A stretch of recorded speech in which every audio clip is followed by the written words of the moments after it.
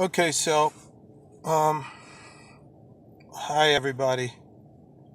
Um my name is Stefan, and don't get me wrong, I'm a coward. But I see the stuff that's going on, and I see all the people that are making statements at the risk of their job and careers and different perspectives on it. And I decided to do this because of the fact that um like the Me Too movement, a lot of people put up with a lot for years before they reach the point where they have a statement to make and need to speak a little louder and to a little larger audience, because the audience that they have is not listening and not paying attention, namely the audience of officials that are put in charge to take care of these problems, situations, and circumstances when they arise through administrative remedy by being given documents with signatures on them stating the problems, stating the cause of the problems, and asking them to do something about it, and they do nothing about it. So then you get people that are fed up taking to the streets or causing covert crime. Well, I've done none of that except the administrative part. I've had every reason in the world to become violent and retaliatory, but I haven't. Um, my ancestors came up from South America near Brazil, and they wedded with the Cherokee Indians of the Americas, and that was on my mom's side. On my dad's side, they came over from Ireland off the boat and went into Appalachia, and they married Cherokee women, and they also married other Irish, but I am a combination of the love of many races put into one. I have South American Indian, North American Indian, and Scottish, Welsh, Irish in my blood. I get confused for a lot of things, but I consider myself a multinational. I'm a human. I'm just a man. Um, but the politics of men put me in these precarious categories where they wish to use my face as a poster child for their irreverence, violence, destruction, mayhem, and bedlam. And I will not be a part of that. I have friends that are in law enforcement. I support them. There are good men in all uniforms. My story is I was a security officer at a dance hall, and I was attacked by a man who worked for law enforcement, but he was a poser, posing as a law enforcement officer who had not been found out yet. That's basically who these people are. They're good and bad in all aspects of life, especially that one, and judges and lawyers and doctors and Indian chiefs and so on and so forth.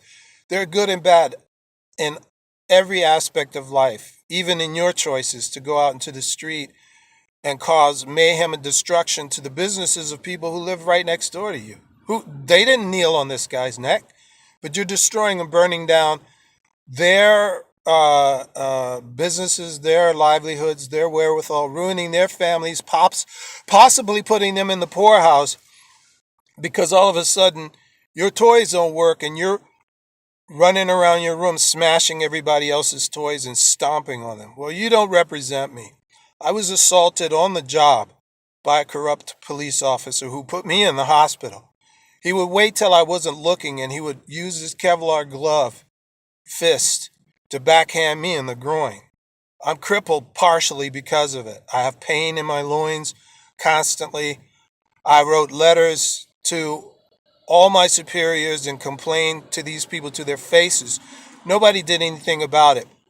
Subsequently, 2 years after the constant attack, I went into the hospital with an inguinal hernia that started protruding from my body, and I had to get it fixed. I was a coward about that. I was afraid to put myself under the knife of someone because I'm a homeless guy. This is how I live. When Citibank, Wells Fargo, JP Morgan Chase, Bank of America, Ally Financial, and their sisters caused the mortgage fraud that The Big Short was a movie about, with Brad Pitt and a few other actors depicting the fraud that was perpetrated against the world that almost caused the world financial collapse. In 2003, I lost my home because of crazy, malicious bedevilment by corporations who were found guilty, fined billions and billions of dollars. But I'm still homeless and living injured in the street because when I got the condo, I had a work-related accident. I'm living with permanent partial disability, a head injury, spinal damage, and TMJ. But I've been working. I've worked many, many jobs, sometimes 3 or 4 at a time. I spent 4 years on HBO The Wire working with Frankie Faison and John Doman. I was Frankie's aide. I went to work every day for 4 years. I'm in the Screen Actors Guild. I've been in TV, movie, and film. I've been a parking valet, and I worked as a host and front door security for different businesses while homeless. I'm in over 10 major motion pictures right now. Background, extra, featured, some starring, some co-starring. I helped catch criminals on America's Most Wanted as a featured actor on there. I've been working the entire time, but I live on the street. I've slept under bridges. I spent 9 years in an SUV, sleeping in the back of that. Right now, I'm sleeping in a car, which I have to turn in. Tomorrow, I don't know where I'm going to be sleeping. I'll be sleeping out on the street. But the point is that I'm homeless. I'm considered worthless. I've been beat up for most of my life, for my race, for not being my race, for being light bright and damn near white, or for being the N-word. Take your pick. Evil men don't need a reason. All they need is fillers. So I stand with the people who want to curb the violence, but I don't stand with the people who are causing the violence, who are filtering in our ranks and trying to make it look like it's me. It's not me. I don't hate all white people because a white cop bashed my testicles in. I'm living proof. I don't hate all white doctors because a white doctor tried to finish it off by leaving me bleeding internally and not giving me adequate medication because I was mistaken for a junkie trying to fake it in order to get drugs to trip or something, because I'm a homeless guy who happens to be of color. And I still, none of this stuff makes me hate white people or any race. It makes me hate evil men. Evil men are what it's all about. Men that are cowards like the Epsteins and Weinsteins and Thisteins and the guns and this and that. The child abusers who are found to be child abusers after they're dead and they've lived their life in luxury of child harems. These are the people I'm after. And these are the people that I hate. And these are the people that are evil. But I'm not going to their homes and destroying them. And I'm not burning down their neighborhoods. And I'm not burning down my neighborhood. And I've got every reason to be angry and disgusted with this society because this society has failed me on every juncture. I have no home. I'm 63 years old. I have no home. My mom is 91. She doesn't have her cognitive abilities anymore, and I have to make sure all her bills are paid while sleeping behind a bus stop on my smartphone, if you want to call it smart. So anyway, I'm making this video because I'm a coward. I've waited too long. I was molested as a child. It started at 4. I've been beat up and raped and pillaged and plundered most of my life. And it has made me bitter. It has made me angry. It has made me a rough character. But it hasn't made me destroy other people's property who has not done anything to me.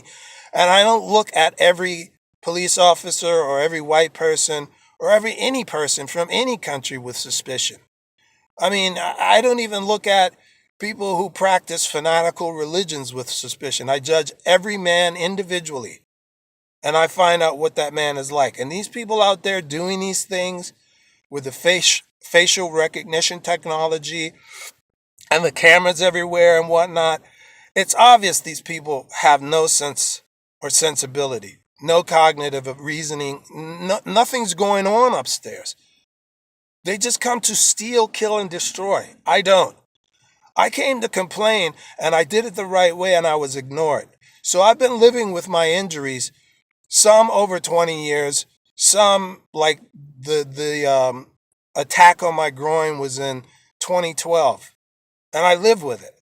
I've even tried to make amends with these people by being friends and being at peace, and they just come back at me and just attack me more. So I've been let down on many, many levels.